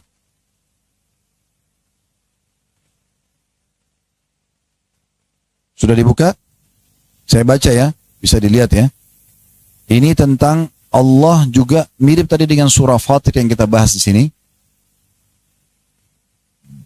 Allah menggambarkan tentang bagaimana nanti orang-orang yang kafir, orang yang banyak sekali pelanggarannya tidak sempat taubat, kalau mati bagaimana. Ini Allah sudah bilang, ini 1400 tahun yang lalu ayatnya turun. Allah bilang, hatta idza jaa ahadahumul maut qala rabbirji'un. Demikianlah keadaan orang-orang kafir itu hingga apabila datang kematian pada seseorang dari mereka, barulah mereka mengatakan pada saat lihat malaikat maut, ya Tuhanku, kembalikanlah aku ke dunia. Untuk apa? Cari restoran favoritnya lagi? Kumpul sama temannya? Biologi sama pasangannya? Enggak. Coba perhatikan. Apa yang akan mereka bilang nanti kalau malaikat maut datang? Ayat 100-nya. La'alli a'malu salihan fima tarakt. Kalla innaha kalimatun huwa qailuha wa min waraihim barzakhun ila yaumi yub'atsun. Agar aku berbuat amal saleh. Di saat itu kita kalau mau mati nanti Bapak Ibu sekalian melihat malaikat maut, kita berharap apa aja amal soleh bisa kita zikir kah, doa kah, istighfar, sedekah, apa saja. Jadi dia berharap itu. Agar aku beramal soleh terhadap apa yang telah aku tinggalkan. Lalu Allah bilang apa? Sekali-kali tidak. Maksudnya tidak mungkin. Sesungguhnya itu hanya perkataan yang diucapkan saja. Gak bisa. Nolak kematian gak bisa. Mau sehat, mau sakit, mau muda, mau tua, malaikat maut kalau datang ajalnya detik itu mati di situ. Bagaimanapun keadaannya. Dan di hadapan mereka ada barzakh. Terjemah sini dinding ya. Maksudnya kehidupan alam barzakh di kuburan. Sampai mereka dibangkitkan nanti. Akan hidup di kuburan. Kalau dia orang beriman maka taman dari taman surga. Kalau orang kafir atau orang banyak dosanya, lubang dari lubang neraka, disiksa. Ayat 101-nya, فَإِذَا نُفِخَ فِي الصُّورِ فَلَا أَنْسَابَ بَيْنَهُمْ يَوْمَئِذٍ وَلَا يَتَسَاءَلُونَ. Apabila nanti sangkakala ditiup, hari kebangkitan, hari kiamat, maka tidak ada lagi pertalian nasab di antara mereka pada hari itu. Gak ada lagi kakak cari adiknya, adik cari kakak, suami cari istri, istri cari suami, orang tua cari anak, gak ada lagi. Orang pada ketakutan semua nanti pada hari kiamat itu. Dan tidak ada pula mereka saling bertanya. Istri takut ketemu suaminya. Jangan sampai nanti ada kesalahan dulu saya tidak sempat minta. Suami takut ketemu istrinya. Orang tua takut ketemu anaknya. Ya, anak ketemu orang tua. Takut semuanya hari kiamat. Makanya selama dunia jangan buat masalah sama orang. Orang masalah sama kita terserah dia. Dia gosipin kita, dia fitnah. Biarin kita panen pahala. Jangan kita yang punya masalah sama orang. Ya, nanti akan dituntut hari kiamat. Ya, maka hati-hati sekali. Itu juga Allah kuatkan di ayat lain ya. Yauma yafiru maru min akhi. Pada hari kiamat orang lari dari saudaranya. Wa ummihi wa abi, dari ibunya dan ayahnya, wa sahibati wa bani, dari pasangan hidup dan anak-anaknya, likulli imri'in yawma idzin sya'nu yughni. Pada hari itu orang memikirkan dirinya masing-masing di hari kiamat, di hari kebangkitan itu. Di itu hari kiamat Allah gambarkan 102-nya. Faman thaqulat mawazinu faulaika humul muflihun. Barang siapa yang berat timbangan kebaikannya di hari kiamat itu, maka mereka itulah orang-orang yang dapat keberuntungan. Untung itu, selamat. Ya. Ingat Bapak Ibu sekalian, di dunia ini kepemilikan kita sementara. Kalau Bapak Ibu sekarang punya rumah atas nama Bapak Ibu sekalian, mau kendaraan atas nama kita, tabungan sekarang atas nama kita, sementara. Kalau kita mati, pindah jadi hak miliknya orang lain. Tidak ada. Kapan itu abadi di surga nanti? Sekali kita punya istana itu selamanya. Makanya kalau Bapak Ibu baca surga selalu diikuti dengan kalimat khalidina fiha, kekal di dalamnya, kekal di dalamnya. Sekali kita miliki istana itu selamanya. Sekali kita miliki pembantu itu selamanya. Sekali kita miliki pakai itu selamanya. Ya. Di dunia ini sebentar. Oleh karena itu beruntung orang yang membawa dunianya ini ke akhiratnya. Supaya dia selalu mendapatkan balasan yang baik. 103-nya, wa man khaffat mawazinu faulaika alladziina khasiru anfusahum fi jahannam khalidun. Dan barang siapa yang ringan timbangan amal baiknya, maksudnya dosanya lebih banyak, maka mereka itulah orang-orang yang merugikan dirinya sendiri. Mereka kekal dalam neraka jahannam. Ya, disiksa. Orang yang menganggap neraka sudah sering saya dengar. Baik, Bapak Ibu mau punya gambaran begini. Coba ambil satu korek gas kecil yang biasa orang pakai. Itu kemudian kita nyalakan dan kita taruh jempol kita di atasnya. Berapa detik aja? 10 detik. Panas nggak? Kalau 1 menit, bisa matang tangan kita, bisa luka bakar. Itu butuh operasi. Bagaimana kalau seluruh tubuh kita ini dibakar? Pernah rasa demam yang tinggi misalnya, 40, mungkin kita semua pernah rasakan gitu kan. Saya pun pernah rasakan, itu panasnya luar biasa gitu. Tidur nggak bisa, makan nggak enak, interaksi sama orang nggak enak, itu luar biasa. Itu baru panas begitu saja. Bagaimana kalau api yang membakar? Dan di neraka itu nggak ada istirahat ya. Di dunia ini orang kalau buat kriminal di penjara, masih ada waktu dia mandi, masih ada waktu dia makan, masih ada waktu dia istirahat, sesekali dihukum. Tapi kalau di akhirat nggak bisa, per detiknya. Perhatikan 104-nya, ini ayat demi ayat ini, bukan saya bicara, Allah pesan kepada kita. Talfahu wujuhahumun nar wa hum fiha kalihun. Ahli neraka itu nanti muka mereka dibakar oleh api neraka, dan mereka dalam neraka itu mereka di dalam neraka dalam keadaan cacat. Ini dalam cacat ini ada dalam hadis Nabi SAW, beliau mengatakan nanti karena panasnya neraka sampai bibir atasnya penghuni neraka itu bisa dilipat ke kepalanya, dan bibir bawahnya meleleh sampai ke perutnya. Itu namanya cacat, mereka cacat. Ini Nabi SAW bilang itu. Tafsir daripada Al-Mu'minun 104 ini. Lalu 105-nya, Allah berfirman kepada ahli neraka, jangan dengar ini di akhirat, di sini cukup. Kita harusnya mengejar surga yang abadi, gitu kan? Kenikmatan luar biasa gitu. Allah mengatakan pada ahli neraka, alam takun ayati tutla alaikum fakuntum biha tukadzibun. Bukankah ayat-ayatku, kayaknya besar kata ganti Allah, telah dibacakan kepadamu sekalian. Seperti Bapak Ibu dengar hari ini siang ini nih, ayat yang saya bacakan. Ini sudah sampai di kuping kita nih. Allah bilang, bukankah sudah sampai? Bukankah ayatku telah dibacakan kepadamu sekalian? Tapi kamu selalu mendustakannya, nganggap remeh. Apa sih neraka? Apa sih peringatan? Ustadz ngomong apa tadi itu? Selalu dianggap remeh. Pengajian demi pengajian berlalu begitu saja, tidak ada manfaatnya. Subhanallah. Tidak mengubah diri menjadi lebih baik. Ya. Dan ingat nanti kalau kita mulai berubah menjadi orang lebih taat, lebih saleh dan salihah, tidak usah peduli dengan perkataan manusia. Banyak orang terpengaruh dengan lisan manusia. Ini lisan ini pendek, begini aja, pendek. Ya. Oh kamu alim ya sekarang, tiba-tiba berubah lagi. Kamu so alim, biarin aja orang ngomong apa. Ya saya takut dibakar di neraka. Saya takut nanti saya dihukum sama Allah.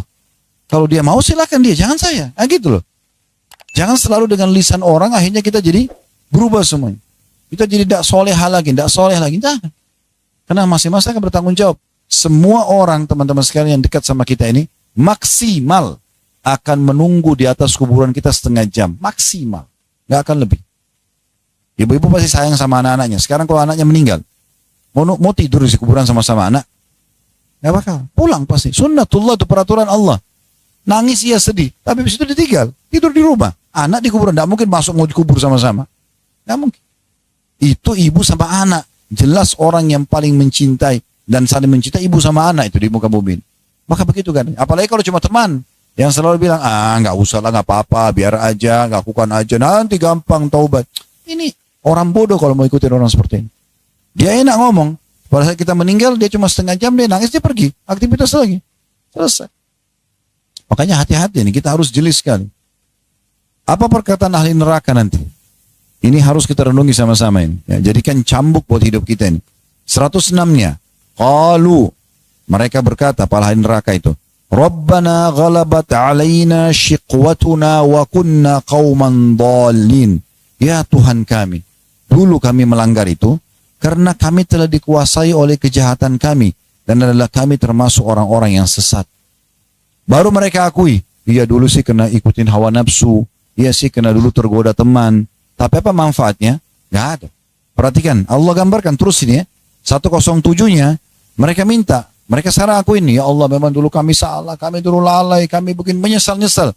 Mereka mengatakan 107, Rabbana, Akhrijna minha fa in udna fa inna zalimun. Ya Tuhan kami, karena kami sudah sadari kalau itu salah, keluarkan kami dari neraka ini dan kembalikan kami ke dunia.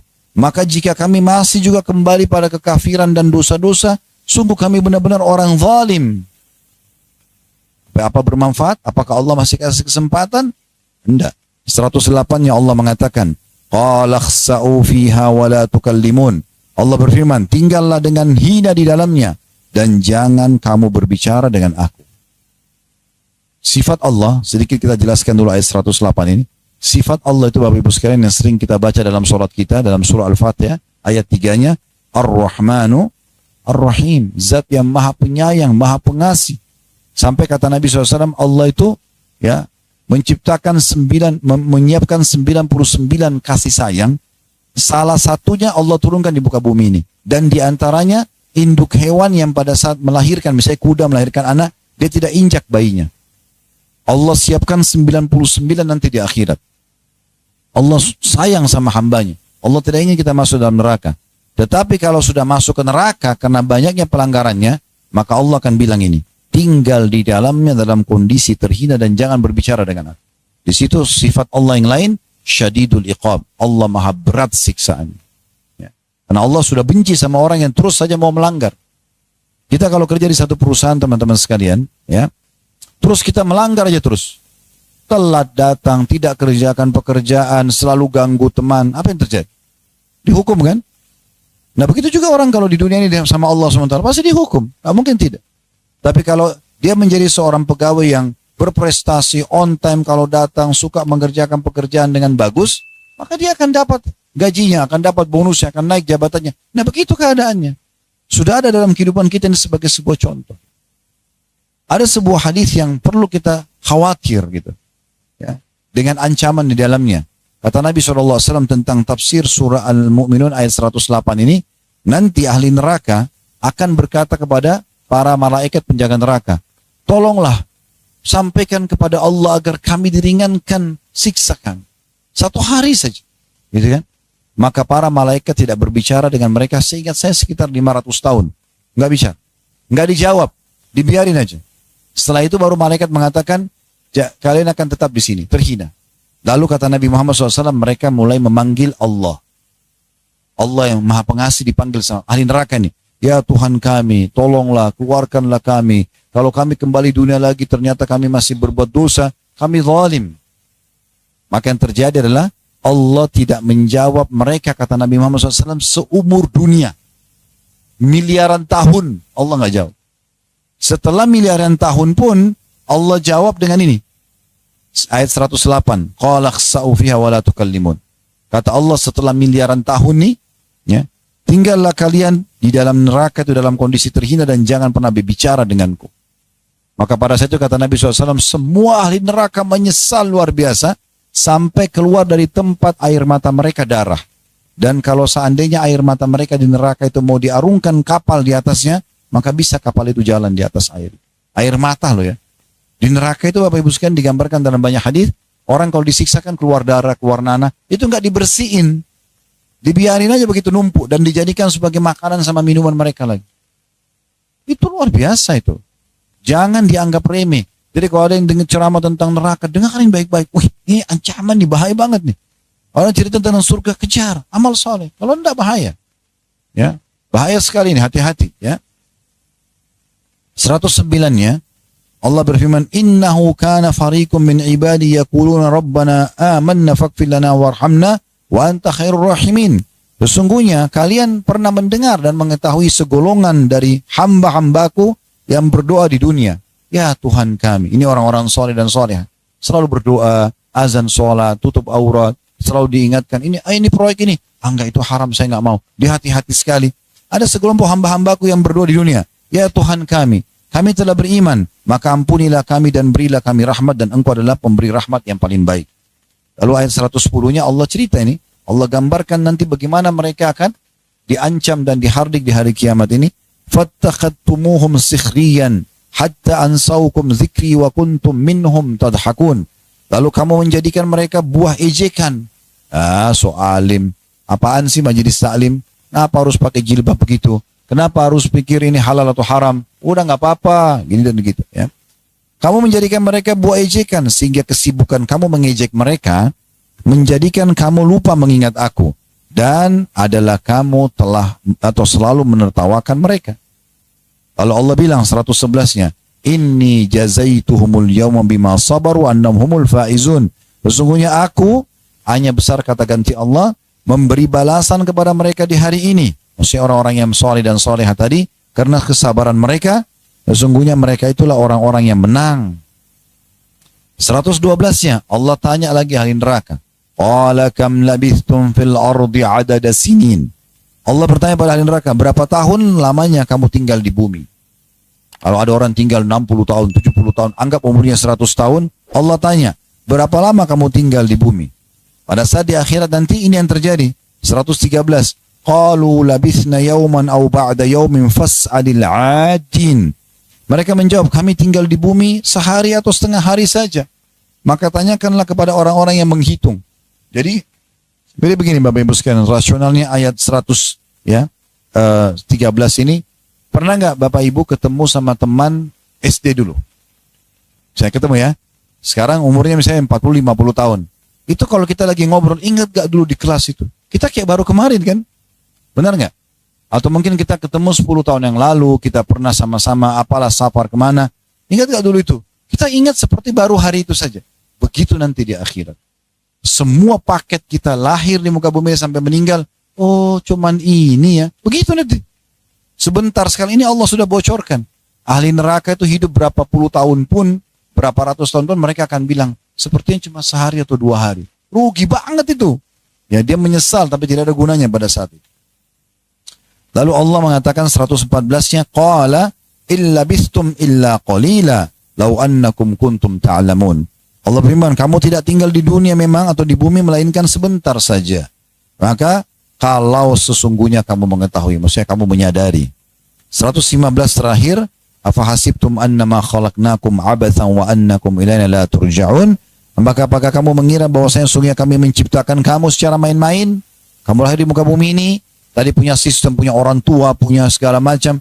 Ini main-main saja, ya. Dan kamu tidak akan dikembalikan kepada kami? Tanda tanya. Maksudnya kamu kira tidak akan dibangkitkan, tidak akan ditanya amal baik, amal burukmu? Itu kebodohan. Ya. Maka Allah memberikan ayat-ayatnya ini supaya kita menyadari tentang bahayanya waktu yang berlalu dan disia-siakan. Baik, kita lanjutkan buku kita. Ya. Ini masih ada sekitar 2 lembar lagi. Di halaman 17-nya, yang dimaksud dengan tadi, dalam surah Fatir ayat 37, ya kita kembali tadi ke halaman 16-17 ya. Dan apakah kami tidak memanjangkan umurmu dalam masa yang cukup untuk berfikir bagi orang yang mau berfikir, dan apakah tidak datang kepadamu pemberi peringatan? Tadi saya katakan pemberi peringatan itu bisa uban, bisa lahirnya anak, bisa meninggalnya orang yang dikenal. Dan maka rasakanlah ya azab kami dan tidak ada bagi orang-orang zalim seorang penolong pun. Di halaman 17 yakni, bukankah kami telah menjadikan kamu memiliki usia yang panjang? Usia yang panjang adalah hujjah atau argumentasi untuk membantah kelalaian orang-orang nanti. Allah telah memberikan kesempatan kepada hamba yang dihidupkan hingga 60 atau 70 tahun. Siapa saja yang merenungkan, maka ia akan mengerti bahwa kehidupan kita ini terbatas dan bisa dihitung dengan tahun dan hari. Bahkan dengan jam dan detik. Tanpa kita bisa menambah 1 detik pun. Usia kita ini pendek bila dibandingkan dengan umur umat-umat terdahulu yang berusia ratusan tahun. Seseorang dari mereka ada yang hidup 100 tahun atau lebih, bahkan hingga 1000 tahun. Seperti umatnya Nabi Nuh ya, mereka itu umurnya sampai 1000 tahun. Adapun umat ini, maka usianya sebagaimana disampaikan oleh Nabi Muhammad SAW, a'maru ummati ma baina 60 ila 70 wa aqalluhum man yajuzu dzalik. Umur umatku hanya antara 60 sampai 70 dan hanya sedikit dari mereka yang melampaui usia itu. Hadis ini diriwayatkan ya oleh Tirmidzi dengan sanad hasan. Jadi ada orang meninggal sebelum 60, ada orang meninggal setelah 60 atau 70 tapi sangat sedikit. Umumnya orang umat Islam ini, umat Muhammad hanya 60 sampai 70. Jadi kalau ada yang sudah mendekati angka-angka ini, hati-hati ya. Jangan terus lalai. Kata beliau, seandainya, kita pindah di halaman 18 ya, tanda kutip seandainya seseorang hidup berusia 60 tahun, 20 tahun darinya dipakai untuk tidur, dengan asumsi seseorang tidur 8 jam sehari. Kan kita punya 24 jam sehari ya. Kalau kita tidur 8 jam berarti sepertiganya sudah hilang. Kan 8 kali 3 24 ya. Jadi kalau 8 jam tidur maka sudah habis 20 tahun. Kemudian dikatakan 15 tahun sebelum balik. Itu juga belum dicatat amal. 5 tahun untuk makan dan waktu yang dipakai untuk santai 20 tahun ya. Yang tersisa tinggal 20 tahun yang mencakup waktu-waktu untuk bekerja. Demikianlah tidak diragukan lagi. Jadi berapa tahunkah ibadah yang kita alokasikan dari dunia kita? Tanda tanya. Walaupun kita andaikan usia, ya, walaupun kita andaikan usia seluruhnya adalah untuk ibadah, yaitu 60 tahun, maka itu pun hanya setara dengan 3 menit saja bila dibandingkan dengan hari kiamat yang seharinya adalah sama dengan 1000 tahun. Sebagaimana dijelaskan dalam surah Al-Hajj ayat 47. Jadi kalau Bapak Ibu buka surah Al-Hajj surah nomor 22 ayat 47 ini, Allah menyebutkan itu ya. Kalau satu hari di sisi Tuhanmu sama dengan 1000 tahun waktu dunia. Ya. Jadi waktu akhirat itu satu harinya sama dengan 1000 tahun waktu kita di dunia. Jadi rasionalnya mirip dengan hitungan waktu kita dengan lalat misalnya. Ya, mungkin satu hari kita itu sama dengan sekian tahunnya lalat ya, dan seterusnya. Itu contoh saja ya. Sehingga kita bisa tangkap dari situ perhitungan memang waktu yang cukup panjang di akhirat itu sangat masuk akal. Lalu beliau mengatakan di sini, sesungguhnya sehari di sisi Rabbmu, itu arti surah Al-Hajj ayat 47, adalah seperti 1000 tahun menurut perhitunganmu. Saudaraku yang tercinta, kata penulis, seandainya manusia hidup selama 60 tahun dan ia menyanyiakan 1 jam dalam sehari, niscaya dia datang pada hari kiamat membawa 3 tahun yang hampir tanpa terisi satu kebaikan pun. Demikian pula sekiranya dia menyanyiakan 2 jam, berarti ada 6 tahun yang kosong dari kebaikan, bahkan mungkin terisi dengan amal-amal keburukan. Kita berlindung kepada Allah dari kehinaan, kata beliau. Berapa jamkah dalam sehari semalam waktu yang diperuntukkan bagi Allah Subhanahu wa taala, dan berapa jamkah yang diperuntukkan bagi dunia?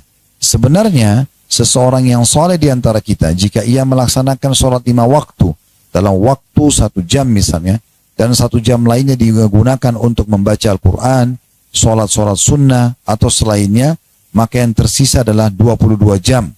Waktu yang cukup lama itulah yang hilang setiap harinya untuk komunikasi, bepergian, kunjungan, pertemuan, pesta, menyimak informasi, bekerja, makan, minum, tidur, istirahat dan bercengkrama. Sampai sini saya mau jelaskan dulu. Pernah dengar istilah mubah ya? Ya, berarti mubah itu kalau dalam ilmu fikih kita, kalau dikerjakan tidak berdosa, ditinggalkan, kalau dikerjakan tidak berpahala, ditinggalkan tidak berdosa. Contohnya makan, minum, tidur, mandi. Ini mubah nama hukumnya. Tapi dalam Islam, Bapak Ibu bisa mengubah sesuatu yang mubah menjadi sunnah. Yang tadinya tidak berpahala jadi pahala. Ini supaya kita maksimal. Contoh misal, Allah Subhanahu wa taala memberikan kita rasa gerah. Di saat kita gerah kita nggak nyaman, ya. Dan Allah kasih kita pada saat mandi kita segar. Agar kita selalu merawat tubuh kita mandi, gitu kan? Jenazah aja dimandikan. Tapi yang penting jangan mubadzir, jangan berlebihan. Ada orang 1 jam, 2 jam di kamar mandi, gitu. Dia berikan hak badannya. Nah, kalau orang mandi mubah, tapi kalau dia niatkan untuk memberikan hak jasad, bisa jadi sunnah. Makan dan minum mubah. Kalau hanya sekedar hilangin lapar, haus, mubah. Nggak ada pahala, nggak berdosa juga. Yang penting dia tidak makan yang haram. Tapi kalau dia ubah niatnya untuk memberikan hak badan, karena yang menciptakan kita Allah, yang mendatangkan rasa lapar Allah, dan yang juga menunjukkan kalau lapar itu sebenarnya butuh asupan makanan adalah Allah. Yang membuat juga kita kenyang selainnya adalah Allah. Kalau kita niatkan untuk memberi hak jasad jadi sunnah. Misal contoh. Jadi hal-hal yang mubah pun bisa kita ubah menjadi sumber pahala buat kita. Yang penting teman-teman sekalian, semua pintu pelanggaran tutup. Bagaimanapun, sekecil apapun, usahakan tutup semaksimal mungkin. Semua pintu ketaatan kerjakan. Termasuk amal-amal yang tidak pernah mungkin atau jarang kita kerjakan selama ini, mulai dikerjakan. Ingat, amalan-amalan sunnah juga ibadah. Puasa Senin Kamis, puasa Ayyamul Bid, zikir pagi petang, zikir habis sholat, sholat sunnah itu ibadah, itu perintah juga. Jangan kena kan sunnah, nggak dosa kalau tidak dikerjakan. Tapi sayang, amal sunnah itu akan membantu amal wajib kita. Kata Nabi SAW, nanti pada hari kiamat, awal amal dihisab oleh Allah adalah sholat. Kalau dia baik, beruntunglah orang itu. Kalau dia rusak, maka rugilah dia. Dan Allah berfirman kepada para malaikat, di saat amal sholat wajibnya hamba itu kurang, lihatlah amal-amal atau sholat sunnahnya. Kalau ditemukan sholat duha, sholat tahiyat masjid, sholat taubat, sholat wudu, sholat tahajud, itu nanti melengkapkan sholat wajib kita yang kurang. Dan ya kalau ada dilengkapkan, gitu kan? Dan itu berlaku kata Nabi SAW kepada amal-amal lain. Puasa Ramadan dibantu dengan puasa-puasa sunnah, haji dibantu dengan umroh, ya. Kemudian zakat dibantu dengan sedekah. Jadi amal-amal sunnah itu manfaatnya besar sekali. Jangan disia-siakan, mulai sekarang kerjakan, gitu kan? Apa yang kita tidak pernah kerjakan, kerjakan semuanya. Baik, selanjutnya beliau mengatakan seandainya seseorang hidup selama 70 tahun dan setiap hari ia gunakan 1 jam untuk sholat berjamaah dan 1 jam lainnya digunakan untuk amal-amal soleh lainnya, maka waktu yang tersisa adalah 22 jam dari 24 jam itu. Jika usia Anda yang 70 tahun dianggap 24 jam sehari semalam, maka 22 jam itu setara dengan usia Anda 64 tahun. Sedangkan yang 2 jam tadi setara dengan 6 tahun. Dan 6 jam itulah yang tersisa untukmu dari 70 tahun tadi. Kalau begitu, tidak ada lagi di hadapan kita, wahai saudaraku, kecuali kita harus mencari amal-amalan syariat yang dapat memperpanjang usia kita. Dan melipat gandakan amal kebajikan kita dalam usia yang pendek ini, yang kebanyakannya tersia-siakan untuk berbagai urusan duniawi. Jadi ini yang dianjurkan dalam penutupan bahasan tadi di bab ini oleh penulis adalah bagaimana kalau kita sudah sadari pentingnya umur, pentingnya kita maksimalkan ibadah, coba kita sekarang, di buku ini akan dibedah panjang lebar nanti, tentang cari, ya, seperti orang kalau bisnis ya, saya Bapak Ibu punya uang 100 juta, mau diinvestasikan nih, pasti kita akan jeli mencari, kalau misalnya ada 5 perusahaan tawarkan investasi, kita akan cari perusahaan yang paling bagus kan, benar nggak? Yang paling bagus sistemnya, produknya, ya bagi hasilnya kan begitu. Nah sama juga dengan amal soleh. Seperti contoh, Bapak Ibu sholat, begitu azan sholat, beda pahalanya dengan sholat sejam kemudian. Beda pahalanya dengan sholat 2 jam kemudian. Begitu azan duhur tadi langsung sholat, maka pahalanya lebih besar awal waktu dibandingkan kita sholat 1 jam kemudian. Orang kalau sholat berjamaah aja Bapak Ibu sekalian, kalau orang ikuti takbiratul ihram imam, Allahu Akbar, kita Allahu Akbar, mulai malaikat catat pahala. Beda pahalanya dengan orang masbuk 1 rakaat. Beda. Beda dengan orang masbuk 2 rakaat.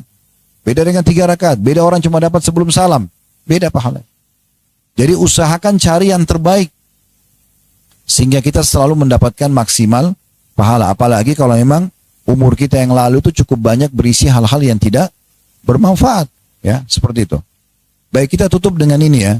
Ini ada satu subjudul di sini, masih berhubungan dengan bahasan kita. Apakah umur benar-benar bisa bertambah panjang? Ya, misalnya Allah takdirkan Bapak Ibu 60 tahun. Apakah masih bisa bertambah jadi 61 tahun misalnya? Nah, ini ada bahasan sendiri. Kita tutup dengan ini ya. Di halaman 23. Hal itu disebutkan dalam hadis Anas bin Malik radhiyallahu anhu bahwa Rasulullah sallallahu alaihi wasallam bersabda, "Man habba an yubsata lahu fi rizqi wa yunsa lahu fi athari falyasir rahimah."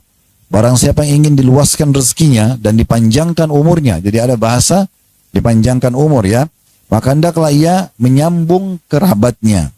Ada di bawah footnote-nya nomor 1 ada HR, maksudnya hadis riwayat Bukhari Muslim. Para ulama berselisih pendapat mengenai pengertian ya hadis tentang yunsa'ulahu fi athari atau talatul umur atau memperpanjang umur. Di antara mereka ada yang berpendapat bahwa istilah ya, atau itala ini ya, dipanjangkan. Menurut hakikatnya yaitu dengan ditambahkan beberapa tahun dan beberapa hari. Di antara mereka ada juga yang mengatakan bahwa, dan ini yang rajih, yang paling kuat maksudnya, rajih itu yang paling kuat, bahwa yang dimaksud adalah keberkahan umur diberi taufik untuk melakukan ketaatan, waktunya syarat dengan hal-hal yang beriman atau yang bermanfaat baginya di akhirat, dan waktunya terjaga dari kesia-siaan dalam perkara yang tidak berguna. Ibnu Taimiyah rahimahullah berkata atau menambahkan bahwa keberkahan umur inilah atau ialah dapat melakukan amal-amal kebaikan dalam waktu yang pendek, padahal yang seperti itu tidak dapat dilakukan oleh orang-orang selain dalam waktu yang lama. Jadi hadis tadi saya ulangi lagi, hadis Nabi SAW yang berbunyi siapa yang ingin diluaskan rezekinya, dipanjangkan umurnya, maka dia lanjutkan silaturahim. Apakah makna di sini dipanjangkan umur, bertambah jumlah umurnya? Ada dua pendapat ulama. Yang pertama mengatakan bertambah umurnya dari 60 ke 61. Tapi pendapat yang lebih kuat yang kedua, bukan bertambah umurnya, karena Allah sudah catat di Lauhul Mahfuz umur dia 60, maka 60 saja. Yang bertambah keberkahannya. Maksudnya, kalau kita temukan ada si A sama si B, si A ini suka beramal saleh dan silaturahim keluarga. Si B tidak suka. Kita akan temukan si A dalam umur dia 60 tahun dan si B 60 tahun, si A ini banyak sekali amal saleh sudah dia kerjakan. Sudah punya pesantren, sudah punya masjid, sudah banyak sebarin Al-Quran, sudah banyak keturunannya yang baik-baik. Nah ini keberkahan namanya. Jadi keberkahan dalam umur. Ini pendapat yang paling kuat ya dalam masalah ini. Jadi bukan berarti ditambah jumlah angka umurnya, tapi